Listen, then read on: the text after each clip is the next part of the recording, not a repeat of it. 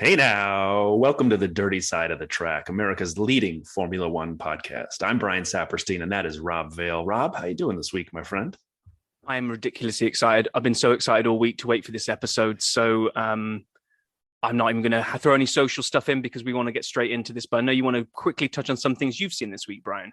Yeah. One thing just really fast because we've got a great episode lined up. Haas F1 revealed their car for the year. So exciting. Check it out. I'll retweet it and we'll get it on all of our socials. But it means the cars are being revealed. The season is around the corner. Rob, back to you, my friend. Okay. John Wick, John McClane, the Terminator, the Ghostbusters. And now to add to the list of people with successful sequels is the Dirty Side of the Track, as we have our guest Paul Harris back for a second bite of the cherry. How you been, Paul? Good to have you back. Thank you very much. I'm delighted you went for Ghostbusters there. I mean, as you know, it is the greatest film ever made. And it's been quite a year for Ghostbusters, so that's quite good. But I'm not here to talk about that. Needless to say, it's great to be back, and it's great to hear you both again. I've listened to all the episodes, so yeah, I'm fully up to speed. It is garage, not garage. Brian, just point that one out if I can. Get that one in straight away. It is hard when you guys are both saying garage. When then I ask a question, I have to remind myself the word is garage, and I don't want to say it incorrectly for the people who make fun of me. So it's hard. I'm doing my best. Exactly. In the UK, if you can say, oh, I've got my car in the garage, I mean, you'll be living in a 12-bedroom mansion somewhere. You're like, you don't see garage. Yeah, it's one of those words that when you're posh, you're allowed to change the way that you say it, right? Really? It's got grander connotations. Yeah, definitely. Yeah, it's like if you don't have a shower, you have a bath. If you're really posh, you can have a bath, and it's just like so. Yeah. Anyway, we got completely off from the start. Let's drag it back, Rob. Come on. So just before we do jump in, do have to say, and I don't really want to blow smoke up your you-know-what, but our episodes are pretty much tracking at about sort of 40 to 50 downloads an episode, with one spike at the moment, which is episode 4, which was when you were on last time. So no pressure, but we're looking forward to big numbers again this week, so you better it was literally just me kept playing it to try and make yourself so popular. So yeah, we'll see how this one goes. That was episode 4. This is episode 9. So what have you been up to since? I mean, there's been a bit of a change in a career for you, and also been places that are very cold by the looks of your Instagram account. Exactly. So I've left Mercedes. So this was on the cards for a while. Couldn't really say what I was doing as such last episode, but I've gone now to work directly with Valtteri, looking after a lot of his marketing, his event work. So that's really exciting. So yeah, I was over in the very north of Finland, about minus 30 in our temperature. I have no idea what that gets to in your USA temperature. It gets to very cold. That's what I can tell you. It will get to very cold. So yeah, being over there with him, doing some training really, and just some planning for the year, which has been quite good. Like I said, tomorrow morning I'm going to be heading out to Zurich to Alfa Romeo's factory to catch up with Valtteri again, and we've got maybe 4 days of sort of marketing events as such over there. So yeah, that's going to be good fun. Looking forward to it. It's a big career change, but an exciting one. And just how cold was that? Just how cold was that water that you had to get into? I saw the video. Yeah, exactly. So it's a Finnish thing where they're obsessed with going in saunas, and then you get really hot in the sauna, so you go outside, either jump in the snow or they get a hole in the ice and you walk into the water or jump in the water. So, I mean, it was cold. On the outside, again, I'm so sorry because I don't know the temperature conversion, but I know in Celsius it was that night was about minus 20, I think, something like that. So yeah, as any human, it's hard to go into like that sort of cold anyway. Not being overly crude to your audience, but when you're a male, sometimes there's certain parts that make that even worse. So yeah, it was I had 2 attempts. I did do it though. I actually did do it, which is the best thing. So it does feel really good. So if anyone does consider doing that, trust me, as mad as it sounds, it's actually quite good. But yeah, the Finns are crazy people. They love being really hot and really cold and then really hot again. And for me, I just like a hot chocolate sat on the sofa. I'm happy with that. So yeah, good times.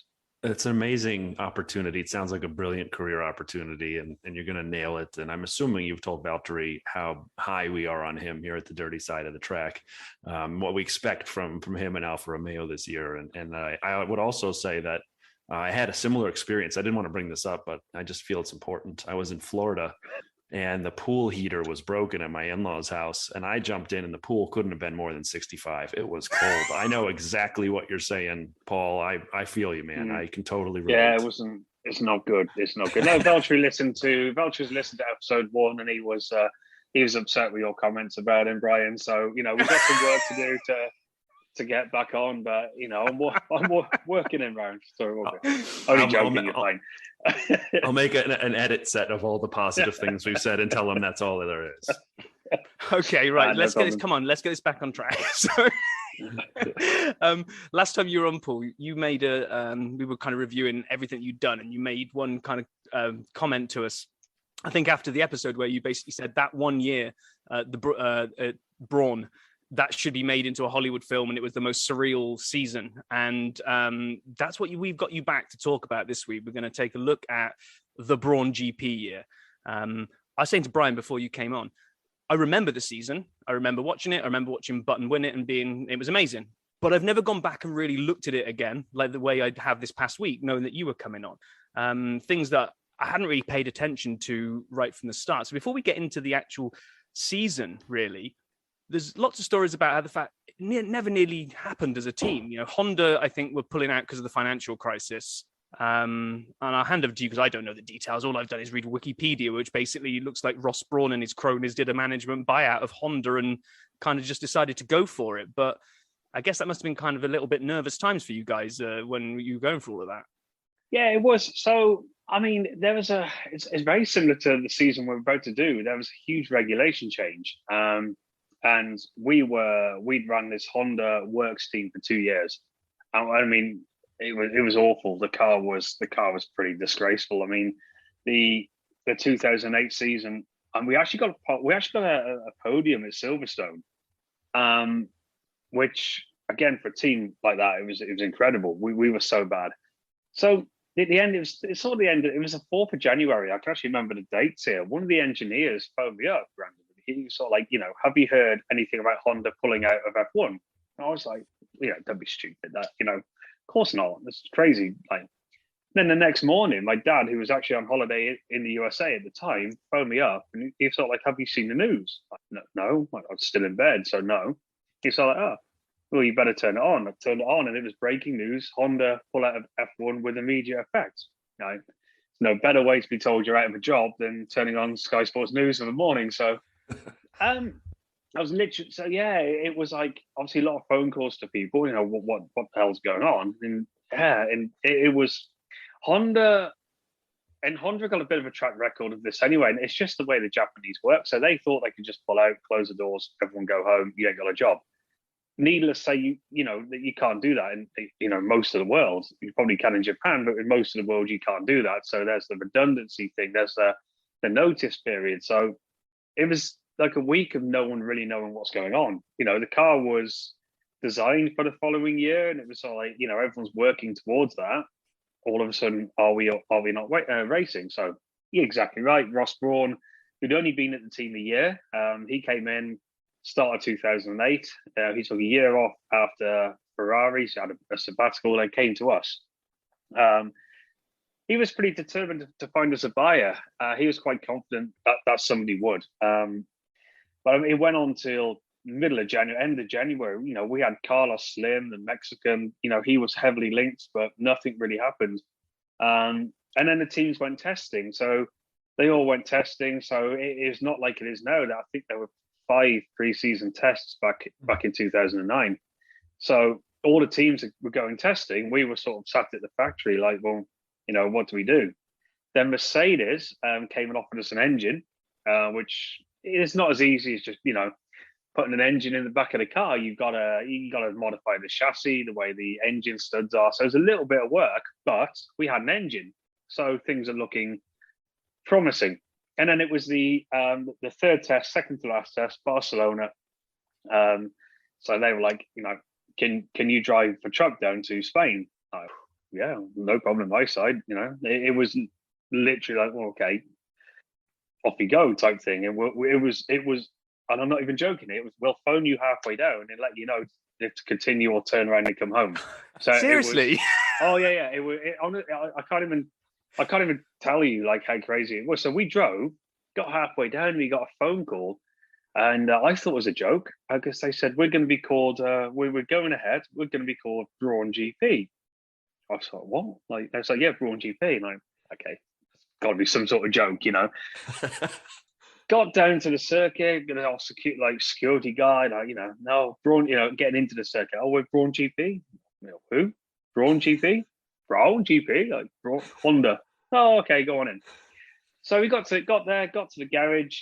A lot of other teams came and helped us set everything up because, you know, like I've said, F1's quite a family thing. So everyone was happy to see us all back, you know, and happy to help us out. So yeah, we sort of put the garage together of the little equipment we had because we couldn't spend any money. Needless to say, we didn't have any money. You know, we didn't have nothing. And if we did continue, yeah, it was going to be carnage. So, like so financially. You've missed out on the first 2 tests altogether. You've just been sat at Three home watching tests. the 3 tests. Sorry, you've watched Three them. tests, yeah. You've watched the others doing all their tests. You're sat back at the garage wondering what the hell's going on. You get down there with a car now with a new name, with a new engine bolted in the back. I think I'm starting to understand what you said about you couldn't make this up, because this doesn't sound like a recipe for success to go on and do anything good in this season now. Well, no, it doesn't. And, you know, I was only like, we normally take, say, 4 trucks testing. So there was 2 of us went down first, me and one other, just to sort the garage out. And then we had the truck come down, and again, the design of the car was really unique because you can't get a more basic. You know, it looked like an amateur car. So this truck came down with this yellow and black stripe on the side, Brawn GP. I remember looking at it thinking, "Oh my god, like what is this?" Then we wheeled this white car, with this black and yellow stripe on it with just Brawn GP on the side. And it was like, right, man, you know, that's just this just doesn't look good. And so I'm getting a feeling of kind of like Cool Runnings when they turn up with their second-hand bobsleigh. Oh, yeah, no, it was. You know, we got people like the other teams sort of looking like not nasty giggling at us, but giggling at us like, oh yeah, you guys got a hard year, and we're like, yeah, you know, don't get me wrong, it's, you know, we're continuing for the year, which is great, but you know, it's just sort of like, it's gonna be such a long year. This, you know, look at it, we got no money, we can't, you know. I know it sounds crazy, but we're reusing bolts from the, you know, you don't reuse bolts in Formula One. You use a bolt, you throw it away, you just put a brand new one in there. You know, that's all gone. We're washing nuts and bolts and reusing them. So yeah, we went out to do the first run, and yeah, everyone sat there, headphones on. Jensen goes out, goes round, does 2 or 3 laps, comes in about half a second quicker than anyone else has been over any stage of the testing. And we're like, oh, I didn't expect this. And the first 2 days of the test, when, you know, we didn't do great mileage, we you know, we weren't putting in big mileage. We were concentrating more on the reliability side and bedding the engine in. So even though Jensen went quick, obviously times got quicker, we didn't really do a lot of quick lap time simulations until day 3. What is a lot of mileage? What do you mean? Help the listeners out here with some kind of what did you do versus what would a lot of teams do?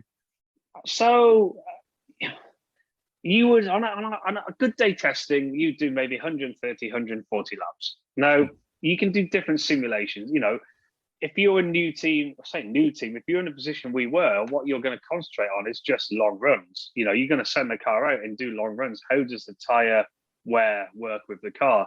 You've got a new engine, so all you're doing is gathering data. You can go out, you know, with testing, you can go out, take all the weight out of the car, take the fuel out of the car, and do quick laps. You're learning nothing. So you know, the first couple of days is just conditioning the car, making sure it's okay. Now we were only doing 110 laps in a day. If you think the average race is maybe 60, 70 laps, you know, we're still doing on that basis, you're doing that daily. That's a lot of mileage. You got to bear in mind that the other teams have got, what we're looking at, 4, 8, 12, probably got another 12 days on us of that similar mileage. So we are more than on the back foot than you'll ever believe. So day 3, we decided to do a lot of qualifying runs. So a lot of other teams had done qualifying runs, so we sort of had an idea where we would be realistically. Jensen ended up a whole second faster than anyone else had been, same as Ruben. So we were like, oh my God, like this car is mental. You've got a rocket ship. Well, I think just odds wise, and I know you have a different system again in the USA. I think we were something crazy like 5,000 to 1 to win the drivers and the constructors championship. Before we went to Barcelona, it was, you can make a lot of money if you bet at the right time.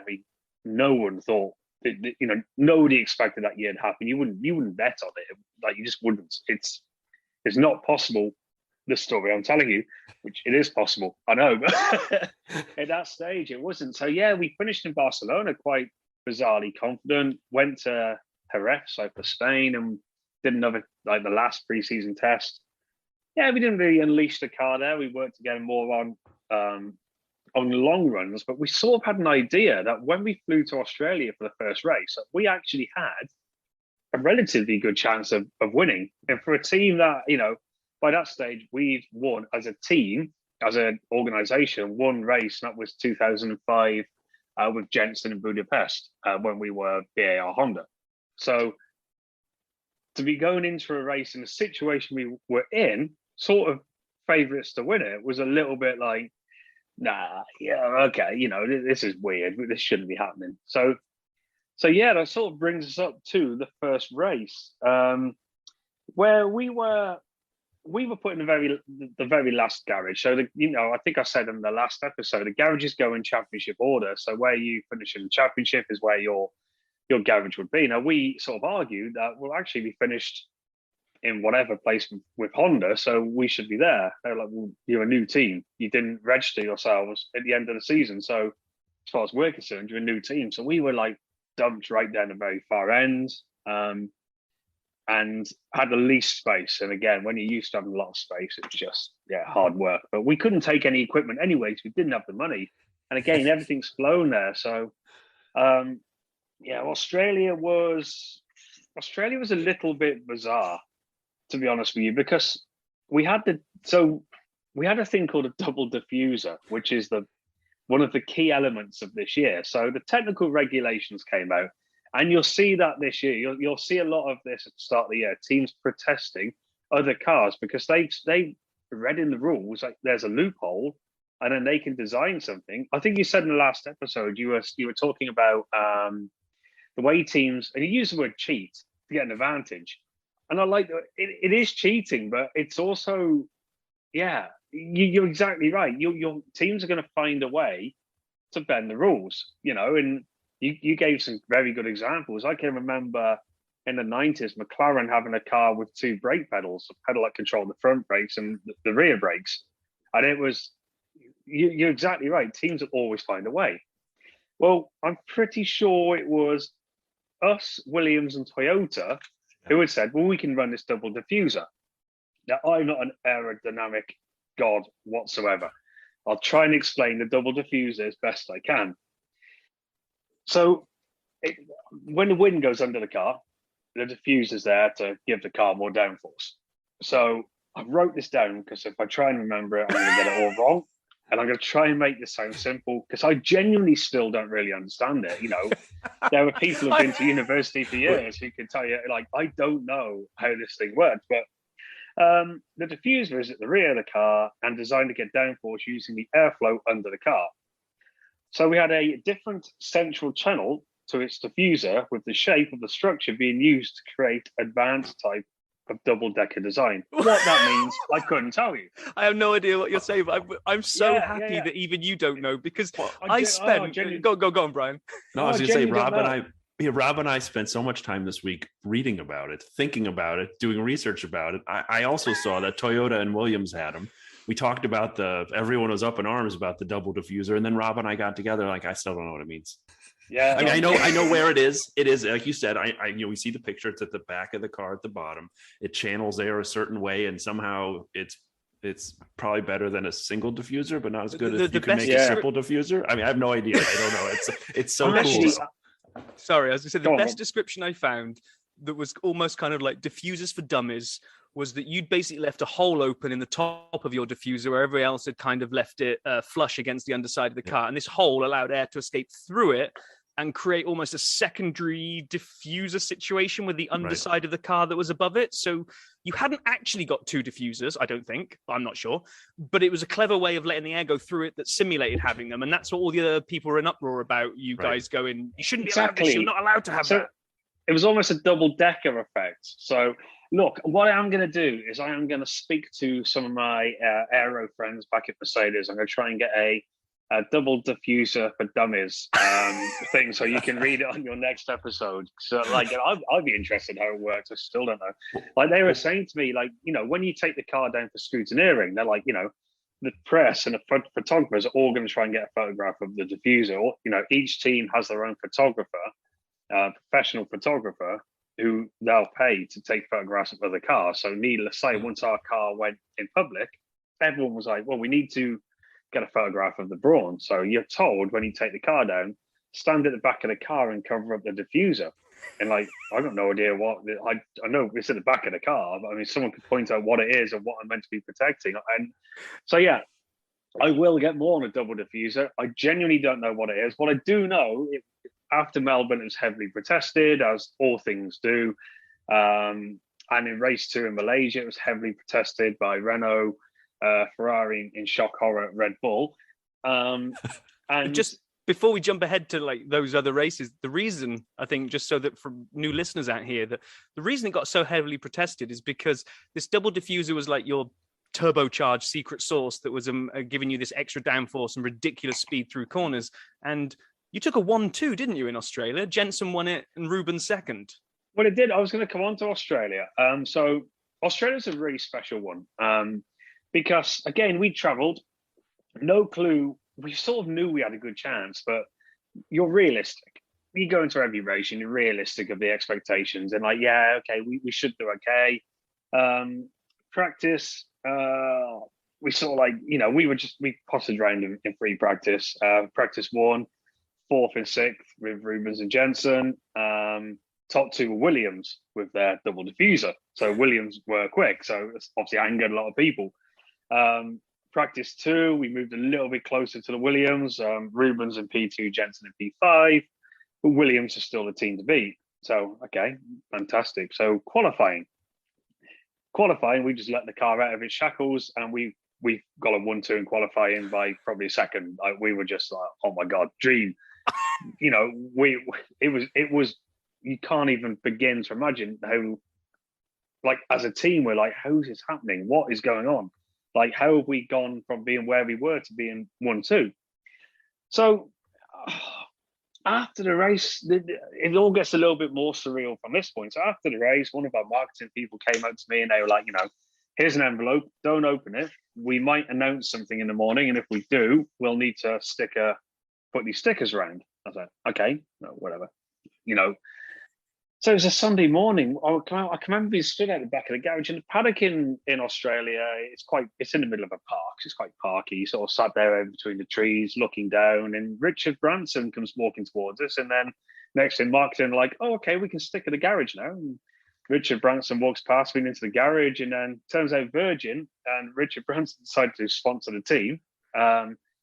Which was huge for us because, like I said, we had no money. You know, we had no money, and now one of the biggest people in the world financially is backing us. And you know, I think honestly, it was on the back of if we got a 1-2 in qualify. I don't know the negotiation, but naturally, like we're all in the garage, like, what is going on? Like this is so. Yeah, Richard Branson rocks up, and then we get to race day.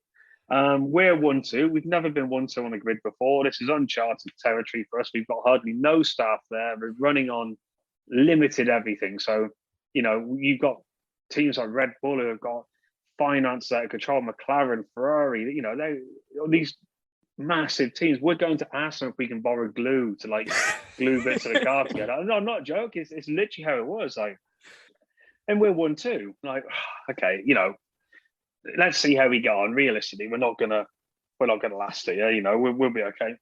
Race started. Barrichello had a shocker. He dropped down to about P9. Jensen, off we went. And as the race went on, Jensen just continued going. We're like, he's going to win this. Rubens got back up to P4 behind Kubica and Vettel, who both then crashed in turn 1. Rubens got up to P2. The race finished behind the safety car. Shock horror. That was great if that happened a few weeks back. And so that's the last I'm going to mention it. So, and we literally got a 1-2, and it was this disbelief in the team. No one could believe what was happening. And I remember we went, being in the end garage, and the podium is right at the other end of the pit lane.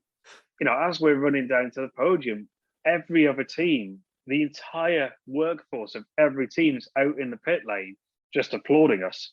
Really? And it was like, everyone was so happy for it. Everyone was like, that is incredible what you guys have achieved.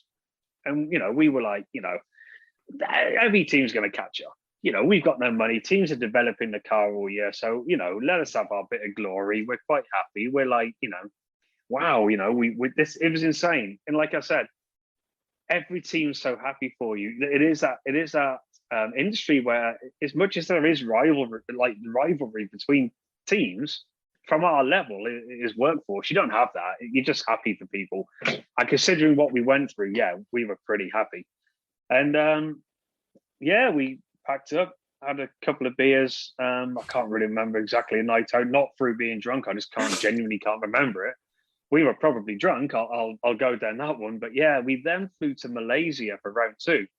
And this is sort of where it gets a little bit dark because we got called down to a team meeting on a Monday morning. So we landed Monday, got down, got in the hotel, got sorted. Then we called into a team meeting where we were then given lists of all the people who were going to be made redundant from the team because they had to call the workforce because they couldn't afford it. As a race team, we were safe. We were needed, so we were safe. But out of 700 employees, we lost 270 in the redundancies. So not a million miles off half of the workforce, half the people who I've never seen to this day, good friends since then I've never seen. And it's I can remember everyone sat there and it was a lot of anger, a lot of tears, a lot of sadness, as you well imagine, and just the reality of what all of this meant. Again, Richard Branson then came to the hotel, still a little bit worse for wear than from the night before, questioned why we were all looking really sad. We explained the situation. He just put his credit card behind the bar and so you guys have a drink and, don't worry how much you put on the card. And I was one of the saddest days. And it was a reality of what was happening to the team, where every other team was growing. We had to cut our entire workforce back. The knock-on effect is there's no updates coming for the car. We've got nothing for that car. That car is what we got. Red Bull, Ferrari, McLaren, Toyota, Williams, they had money so they can develop the car. So we won the first race. Whoopie-doo. We might go well in Malaysia. Realistically, it's going to peter out. Not necessarily true, because the first 7 races, we actually won 6 of them. Australia, Malaysia, Bahrain, Spain, Monaco, which again, we've got to bear in mind, we've not won races. We don't know what we're doing. And then Turkey. The only one we didn't win was China, which was a wet race. We never ran the car in the wet, so we got no data for the car in the wet. So, I wanted to ask you about this because when you look at the stats of the season, it kind of nicely falls into there were 17 races that year, but you can sort of draw a line after Turkey, right? The first 7 races. What's going through your mind there? Because each one you must be thinking the others are going to catch us up soon. The others are going to catch us up soon. And like you say, you're steamrolling through everyone, and Jensen is on fire. I think he's won. He's come 3rd in China and won the rest, and Rubens has done a great job backing him up points wise. So you're kind of that feeling of this has got to end soon. Is there a point here where you suddenly pinch yourself and go, "We could do this, boys"? Do you know? No, because the one thing, as the race is going on, you know the team's getting closer. So how it tends to work in F1 is each team will have maybe 3 major upgrades a year, where they'll go in the wind tunnel and they'll develop an upgrade package. So when you watch races and someone will say they have an upgrade package in Spain, it won't just be they'll put a new wing on it. It won't just be they'll put a floor in it. They'll have developed an entire new bodywork system for that car that works together. And just purely based on the time taken to make each component, it's very rare for that all to come through at one time at each races. So they'll plan a bit will be a major upgrade, which is again around the time of Turkey when Red Bull really started to pump money into the season. Back then, Red Bull they hadn't won a championship. They were it was their chance for a first championship. So, for them, they were in the same position as us. We're like, actually, hang on a minute, we're in for both championships here. So they were chucking money at the car, and we couldn't. Ironically, we did have an upgrade package, which made the car worse. No, which is probably really? why we didn't. So I mean, don't get me wrong. After Russia, which was race 7, Jensen didn't win another race all year. So the guy, he never won another race. So he that only was got it. he only got one more. Look at this, he got one more podium. Let alone win. He got one more podium that year. It is. So back then as well, what you got to remember as well back then is the point system was different. I know you touched on this also in the previous episode. To win a race, it was 10 points, not 25 as it is now. So the points went first place 10 points, second place 8 points, third place 6 points, so on to 8th place, which is 1 point. So even though like Jensen didn't win another race, you probably all sat there thinking, well, I don't understand how you can have a successful season. Well, points, if you're finishing 4th and the next driver's winning, he's only really pulling 5 points back on you. So it's not like not like it is now. There's not such. You think now if a driver doesn't finish a race, if someone wins, they can pull 25 points back on you. So it was a lot. I can't say easier. That's not fair, but you can't say easier because you only get points at 8th place, and the points are a little bit less than they are nowadays. So sort of. Even though we were at that point in 7th place, we were still in a strong position. We had a lot of points, and it's going to take teams. They are going to catch us, but if you think you win 7 races nowadays, a team can catch you in 4 races. So we were we weren't quietly confident, but we knew that we were in a strong position. Well, we know, we'll get more into, as you mentioned, Red Bull, and we'll talk a little bit about Seb and some of the challenges that he starts throwing at you guys. But I have a question. Go for it. You mentioned a couple of things, right? So in the year prior, about midway through the year, Honda really started pumping the money to the future car. And you had these new regulations coming for 2009, which kind of allowed things like the double diffuser to exist. Do you see any parallels to this year? And I'm not saying a particular team, but for someone like Haas, who threw all of last year's development into this car. And then I keep hearing rumors that Ferrari found some magic unlock in the regulations. And, then everyone says, oh, because, you read Twitter and who knows what's actually a rumor and someone just making it up in their pajamas. But so, you look at these things, new regulations, teams, sort of stopped at some points, with the exception of maybe Mercedes and Red Bull and a few others, really focused a lot on this year. Are we ripe for some team coming from the midfield and putting on a massive challenge this coming year? Yes. Look,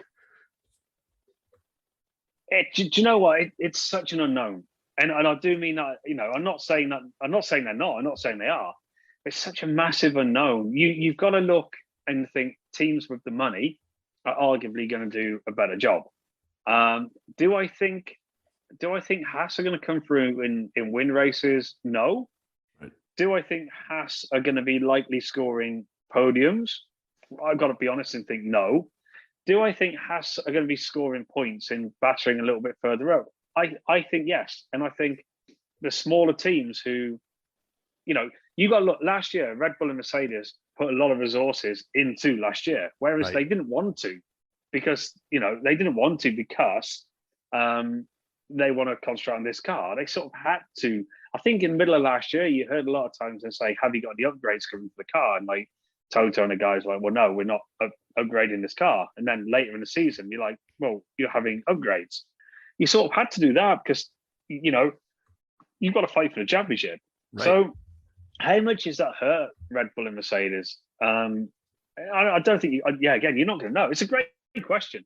And the reason I sort of stall on it is you would expect Mercedes, Red Bull to be at the top as 2 teams. You expect that because they got the money. with the money comes the staff, and the cost cutting that came in is working, but companies are being clever with the way that they get around the cost cap. So everyone's sort of like, oh, Mercedes and Red Bull are going to struggle, Ferrari are going to struggle because they spend X amount of money. There are ways, cute little ways that you can get around items on the cost cap. So yeah, look, I want Alfa Romeo to do well next year. Mercedes is still my team in my heart, so I sort of like, if Alfa Romeo are not winning, I want Mercedes to win. I'd love to see Haas up there. I'd love to see McLaren and Ferrari back battling at the front. I'd love to see a season where you have maybe 7 or 8 different winners and different teams. I'd love to see a season where you can go into the final race and have maybe 3-4 drivers who can win the championship and 3 teams that can win the constructors. Is that going to happen? Look, who knows? And I think that's the exciting part about these regulation changes. It's so unique. No one knows. The cars just look look crazy. I'm really excited to see how it all goes. I don't actually know myself. That's the honest answer. I don't. I'd love to give you more of an answer than that. I genuinely can't. And when you talk about, go on, Brian. Sorry, just to close that before we get back, I just want to say, if when you talk to Valtteri, he should know that Alfa Romeo won the SAP Stats Viagra Highest Riser and the Constructors Championship Award in our predictions. So just put that in the back of your mind there. Sorry, Rob, back to you. No, that's fine. It's a great little segue what you were just talking about, though, in terms of the other teams fighting for each other and maybe a bigger point, more of them fighting for the points. Because now going back to the Brawn season, myself and Brian were just talking about this before you came on. There's a lot of like ifs and maybes that when you look back of what could have happened in sport. And that's why we love sport, because you can always say, oh, if that had happened, or what if that had happened? Well, it didn't, but it makes a great talking point, which is that Williams and Red Bull started to get their package better than you guys, I think, and they started taking more points. The problem was neither of them could get the consistency. So sometimes Red Bull were winning and Vettel started making a charge, and then Williams would peg them back. There's a website that we found that's kind of got the graph of the positions tracked out over the season. Obviously, you guys go off like a rocket. So, Brawn and Jensen, poof, straight up to the top. And then as you don't plateau, like you say, he keeps grabbing points. Jensen keeps getting 4th and 5th and 6th place finishes just to keep those points ticking over. The others keep having like a shoot up, and then Williams take it, and then Red Bull take it, then Williams take it. If one of those two could have just maintained a solid challenge, I think it could have been a lot more squeaky bum time come Brazil, but they didn't. And I guess there's no point probably going into unless you've got some highlights you'd like to go over on those for the Turkey through Brazil. I'd love to hear you talk about when did you guys really start thinking that you were going to win it, and then what was it like as you got to Brazil? Well, no, to be fair, there's only really 2 races in between there and Brazil that are really relevant to us, in all fairness, and they were Valencia. So Valencia was a street circuit, and it's where Barrichello, he actually got a win in Valencia. Jensen 7th. So, Jensen only got 2 points on that weekend, but the 10 points for Rubens, again, from a constructor's point of view, that was pretty huge. But we were really not struggling. Like you said, we were getting points, but, we were sort of like, we've had a good time. We ain't holding on to this. And that was race 11, so 6 races left. At that point, Jensen was 19 points ahead of Sebastian, and the team only 23.5. I can't remember where the half points came from. It might have been China. I can't remember. But the team only 23.5 points. So again, with that distance left, even with the reduced points, that's still a very easy target for the teams below us to get to. Italy was race 13. Now, Italy was the best race of the season for us. And if you're going to say anything about this season, Italy was really the race where that pretty much made us think we can win this year. Because again, we were struggling, qualified 5th and 6th. We decided I'm pretty sure we reset the car to the Australia spec with the bodywork as well. So when I said we put a kit on it that made it worse, in my head, and I think we made changes to the car and almost sent it back to what we raced in Melbourne. And then, we went on a crazy one-stop strategy, and then came out 1st and 2nd after all the pit stops with Lewis Hamilton behind us. He crashed towards the end of the race again. Then the race finished behind a safety car. Amazingly, we got a 1-2, Rubens and Jensen, which weirdly, this is a good stat, like sub stats. Are you ready for this one? That was the I'm most last. certainly ready. Yeah, that was the last win by a Brazilian and the last win by a South American in F1, which I question because Sergio Perez, but apparently Mexico isn't South America. I guess Central America, I would assume. Yeah. Yeah, willing to have an argument on that one with anyone, but I mean, yeah, you guys do that between yourselves. But there's a good little sub stat. I love that stat. I love that Exactly. stat. Can I ask a Rubens question? Just a Rubens. You're talking about Rubens. Can, I was watching Interlagos this year, and it wasn't during the race, and it wasn't during the sprint. It was either practice or qualifying. And someone made a comment that Ruben's grandma lived like a mile from the track, and she would phone down with weather reports. Is that totally made up malarkey, or what is it? I genuinely couldn't tell you. Yeah, Okay. I can ask him, but yeah, I couldn't actually tell you if that's completely true. We're going to assume it's true. We're going to assume it's true, and that Ruben's grandma was the weather report. And, I was hoping that Paul was picking the phone up to Ruben's grandma. Yes, rain coming. Hello. Yeah, unfortunately, yeah. If I had his grandma's number, I could, invoke more questions than answers. So no. Yeah, going back, Red Bull finished 8th with Vettel, and Webber didn't finish, so it gave us a huge points haul. Like you said, Rob, it was sort of around then where we're sort of thinking, actually, we can win this, and you're right. It still doesn't really cross your mind. You don't get confident about it because why would you? Singapore was the next race. Webber failed to finish. Vettel was 4th. Jensen 5th. Barrichello 6th. So, like you said, we're still getting points. And the way the points were, we weren't getting as many points as them, but we were chipping away. Jensen's now 25 points ahead. The team now 42.5. 3 races to go. Japan next. Webber didn't score points. Vettel won the race. Rubens P7, Jensen P8. So again, we're not getting, big points. So we go into the 2 races to go. Vettel 16 points behind Jensen. The team now 35.5. So it's pretty easy going into Sao Paulo. We needed half a point to win the Constructors' Championship, and Jensen needed to finish 5th or higher if Vettel won.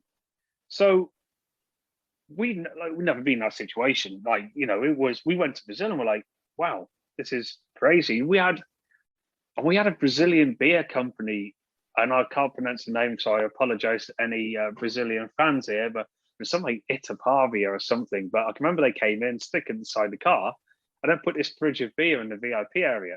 I'll come back to the fridge of beer later on because it's quite relevant to the ending of the story. It sort of probably ruins the story a little bit as well, because it was quite a weird weekend. Vettel had to finish 3rd or higher. So his target was easy. He had to finish 3rd or higher, to give himself any chance. Jensen just had to finish 5th or higher. So it was like, okay, this is like a crazy weekend. Qualifying at Sapstat. Are you ready for it again? I am. Wait, do you want the music? Well, let's go for it. Yeah, I'll go for it. Sapstats. That's good. Qualifying of Brazil 2009 is still the longest ever qualifying session in F1 history. It lasted 2 hours and 41 minutes. That's because just after FP1, it was raining, it was wet anyway, but literally a tropical storm came right through the circuit, and the conditions were staggering. So a bit like Spa this year, you couldn't send the cars out. Brazil dries and drains quite quickly, so you're quite confident that you might be okay. So long and short of it, Vettel went out in qualifying 1, which we were like, he was 15th, 16th, but Lewis, he had a crash in quali 2, which put him to the back of the grid. So he was 15th. So we're like, geez, like this is incredible. Jensen went out in qualifying 2. He went out in 14th place. So we're like, okay. Barrichello, pole position. So we were like, Brazilian guy, Rubens is the great. It's like being on pole position, fantastic. So we were quite excited going into race day. It was, like I said, we were on cloud 9. It was like Webber, I think, was just behind Barrichello. So you had a Red Bull in the mix.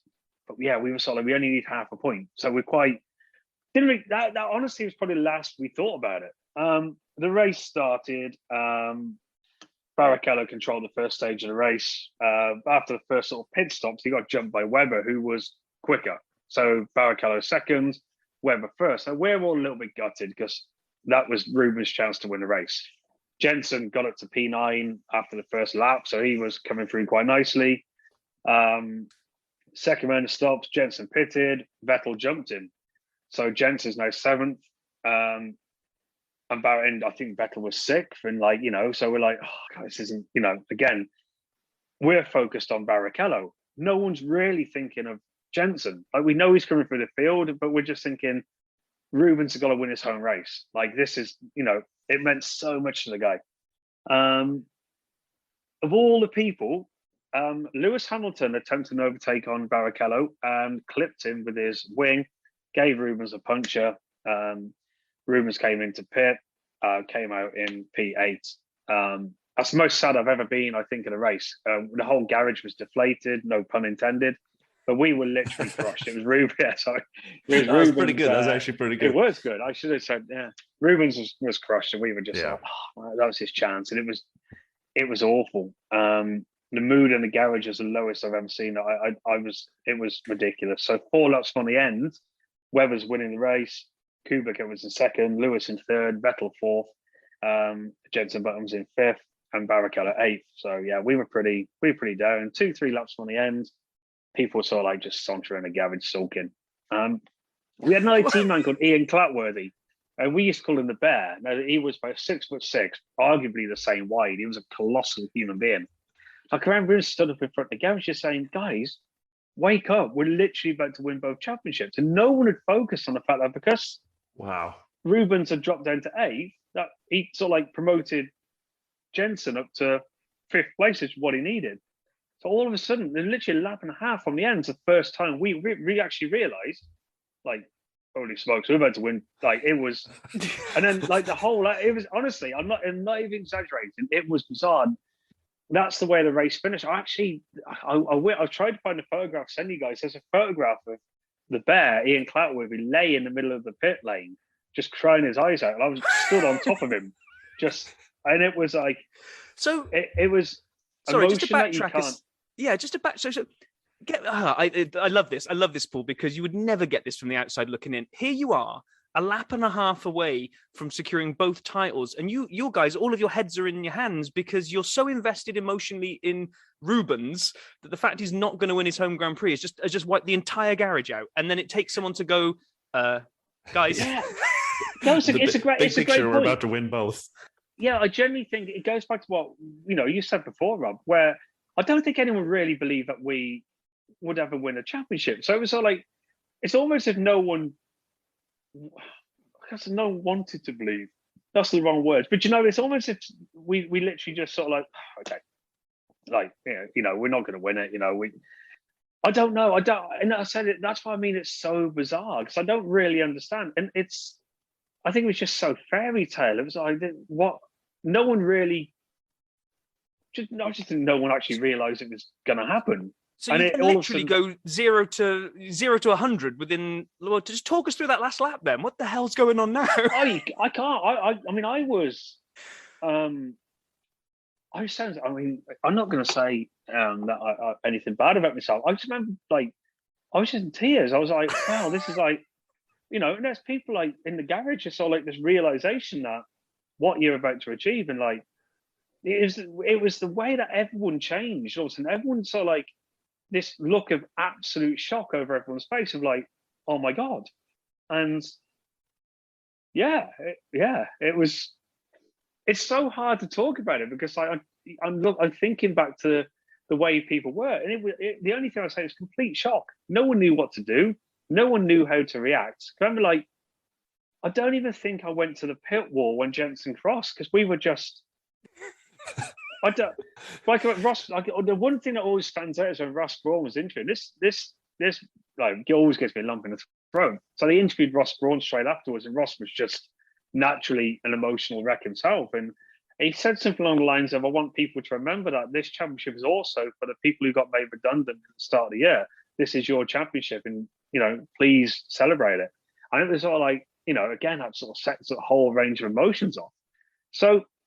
Yeah, we had this yeah, we had this mental celebration, not really knowing what to do. Like we couldn't go to the podium. There was no podium. So we're like, we'll jump around the garage and we don't, the other team's coming down with bottles of champagne and we didn't know how to celebrate. We didn't know I what wanted to to do. ask you that because I remember watching it when Jensen won. It was amazing. There's a British guy winning the championship, but of course he finishes fifth. So although he's secured the world championship, he's not going into the little top threes parking spot for the podium. It was a weird atmosphere because naturally the podium finishers get the TV cameras, but there's also the producer in the ear going, "We need camera on Jensen. We need camera."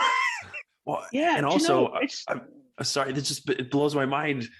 The beginning of the season, you're driving a truck halfway to the track to find out at the phone call whether you continue or turn back around. And now that's what, February, I think you said, and it's what, usually October-ish with Brazil. And so now you're literally celebrating at one race, both the Constructors' Championship and the Drivers' Championship, and you're not on the podium doing it. No, I'm trying to, and it casts my memory back. I'm sure we went down to the podium to see Jensen, but I'm also thinking we didn't. Because I can remember Jensen coming back in. I can remember Jensen. Like it gets quite sad because Rubens has gone back, and Rubens is sat crying in the drive room with his family. No, he was gutted. He was distraught. So I can remember Jensen coming back to the garage and I'm pretty sure he comes straight from getting out of the car, weighed himself, you have to do that, and then get it. I'm pretty sure he came back to the garage. This is what I mean. Now I'm gonna touch on why I think I don't remember this very shortly. I will say that fridge of beer might be the best answer to that. But I remember Jensen coming back to the garage and the whole place, like there was champagne being sprayed everywhere. And it was like, I actually think that's the time we saw him. I don't think we went down to the car. And I might find that we did. I don't know. Someone has to go to the car anyway, because you have to go down to the car with your cooling fans. So honestly, the answer is I don't know.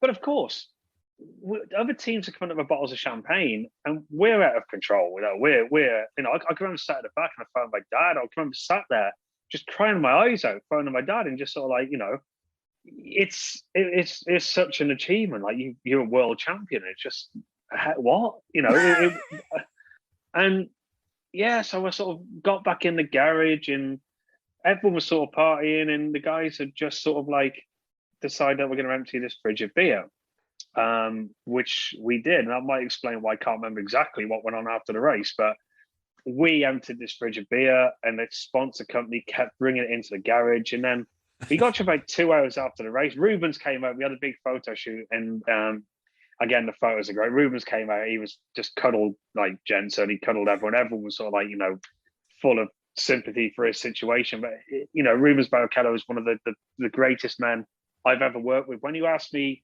the first episode about my best driver, is very close between Michael and Rubens, actually. Rubens Barrichello is an absolute gentleman. He's an honor to work with, and yeah, I know how much that hurt him. So I'll always speak highly of Rubens, especially for that moment. But he just came in and he led the party from that point onwards. He'd done his crying. So 2 or 3 hours after the race, we hadn't even started packing up. Like the other teams are packing up. In Brazil, I think I said in my previous episode, Brazil is arguably the worst race to pack up at. It's ridiculous.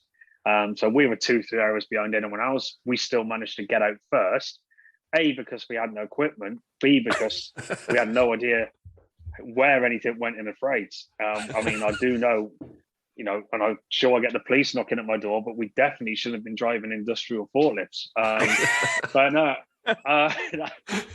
We had the biggest party that night. I can remember Ross Brawn still on top of this podium singing. I can remember, is it the Black Eyed Peas? Tonight's going to be a good night. Yeah. I think he was up there with microphone blasting that. It was one of those, honestly, one of those moments in life which, I tried to explain to people you can't. And it was in your right after the year you've had, and after everything that's gone on for the past 11 months, you were literally, how is this? How has it led to this? 11 months ago, I'm out of a job, and the team's dead. We're gone. We're selling our assets. We're just trying to fund the potential chance of us going to a test, not even a race. You've got to go to a test.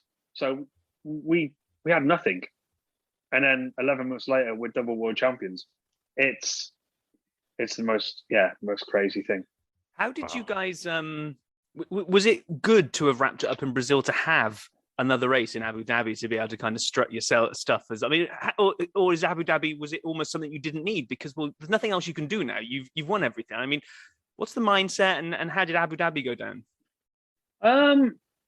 Abu Dhabi was actually quite good. Now, I think when I said in my first appearance, somewhat, James Corden rocked up to do a charity thing called Sport Relief. So we were all quite party and giddy anyway, and we were still, we'd won it. We didn't need to perform. You still need to perform, but for us it was job done. So Abu Dhabi, I can't remember much. I can remember unloading the freight. Literally the worst unloading of freight I've ever done in my life. Everything was covered in champagne and beer, and we had no idea what half of the equipment was. So, like, that job took maybe 8 hours longer than it would normally, just because you had to clean everything. But we just didn't care. You're riding this wave of emotion. Like, yeah, you can't. And like I said, it was that dream world at that time. You just had no. By the time Abu Dhabi comes, just had no concept of what was going on. We were still just absolutely flying. We were just, like I said, it sounds like a blabbering. It was just that dream world and this crazy, like, what have we done? How would that happen? It was like that. Honestly, it's mental. So Abu Dhabi, I think you close it out with a podium for Jensen, which is kind of nice because it's been a while. That second half of the season, as we already talked about, you really didn't get any, and he had the second in Italy. But I guess to be at least up on the podium after winning the championship must have been really nice. So everyone's celebrating. There must have been the mother of all parties. I know Brazil, you've emptied this fridge of beer, but what happened at the end of the season? As for the party, I can't tell you. We did. Not allowed to tell us? No, I know. Again, I know we did, but I can't actually remember. But anyway, yeah. Look, from that point onwards, as far as the team went, tied us quite nicely into where we are nowadays. Anyway, so we actually got, at that point, the team got bought by Arba Abu Dhabi Group, who were in with Mercedes. So Mercedes then owns 75% of the team with Arba. So the following year, we became Mercedes GP. So Brawn GP existed for one season, had its 100% win championship rate, which is still bizarre. And then we went on to be Mercedes in what we know now as Mercedes. In the first 4 years, so 2010 through till 13, Red Bull won championships. And since then, Mercedes have won every constructors championship since, which if you think back to the team being BAR, that what we started with, a one win before we went off to Brawn GP, to have the success we've had now, it's insane. It's one of those stories whereas Brawn GP will always be so ridiculously special.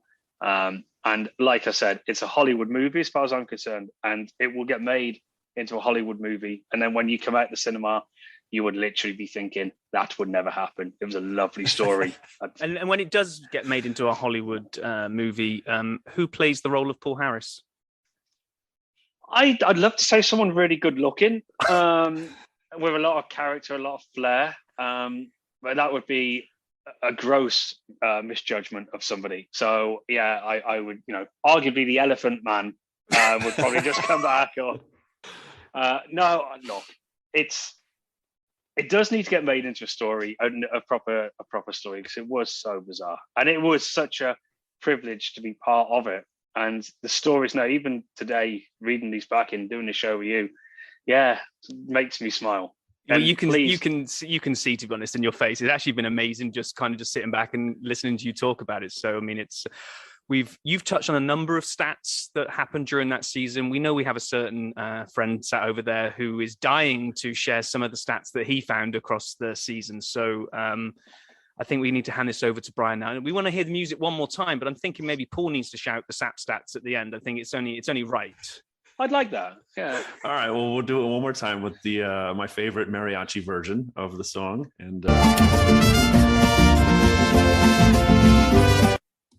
Sap stats. Yeah, Yes! there we go. There we go. Well, I'm done, guys. I'll see you later. That's all I came on for, really. No, we still need you. We still need you. So just a couple quick notes.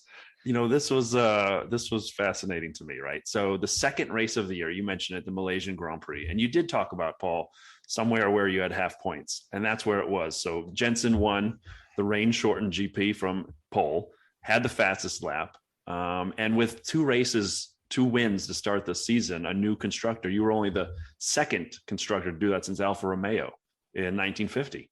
And so the race was supposed to be 56 laps. It went 31, wasn't 75% distance. So they did the half points. It was only the fifth time at the time in Formula One history that happened. And it had been a while in 2009. It had been since 1991, the Australian Grand Prix. I would say it does not sound like quite the farce we saw this last season in Spa. But we won't get into that. One other stat that I thought was really cool was, Jensen won 6 of the first 7 races of the season. And as we talked about, in Brazil, secured the Drivers' Championship and the Constructors' Championship, which you mentioned, this is one of my favorite stats ever. So a 100% championship success rate. No other team has ever done that, nor I don't think ever will do that. One season, won both.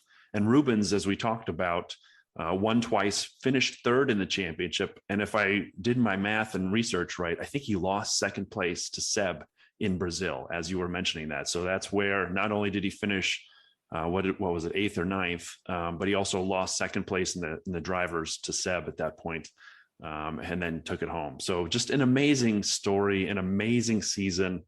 And I would say just hearing it from you, and as Rob said, seeing it kind of in your emotions and in your face, just the coolest story. And I would echo the thanks, but we can't let you go there, Paul. We have something new at the Dirty Side, and the Dirty Siders on social are excited for this. It's the 100 Seconds of DRS quiz. It's a rapid fire way to get to know our guests. Some questions are about F1, some are not. Rob, for this one, will you be our 100-second timer? I have my timer ready. So would you like me to count you in for the moment you can open your DRS flap and go? We just need to make sure Paul's ready. This is the fastest 100 seconds in Formula One. Are you ready? Yes. That's a very positive yes. And we don't have the money. We don't have the money to have a proper set of lights above the track to count you in. So I'm just going to do a 3, 2, 1, and then you're going to be off. So get ready then, Brian and Paul. 3, 2, 1, go. Paul, if you were a superhero in a superhero movie, would you be the hero or the villain? Oh, the villain. Best F1 driver of all time? Schumacher. What's your favorite food? Pot noodles.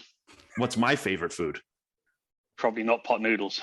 That is correct, actually. What is your favorite country to visit? USA. Oh, fill in the blank. F1 in America is? Growing. Another fill in the blank. I will tell blank people about the Dirty Side of the Track podcast. Oh, lots of. least favorite television program? Friends. Oh, favorite non-motorsport sport? Football. Best thing to do on a rainy day? Watch football. Sleep in or up early? Oh, sleep in. Easy. Coffee or tea? Tea. I'm British. Are you playing Wordle? Yes. Best racing movie of all time? Louder.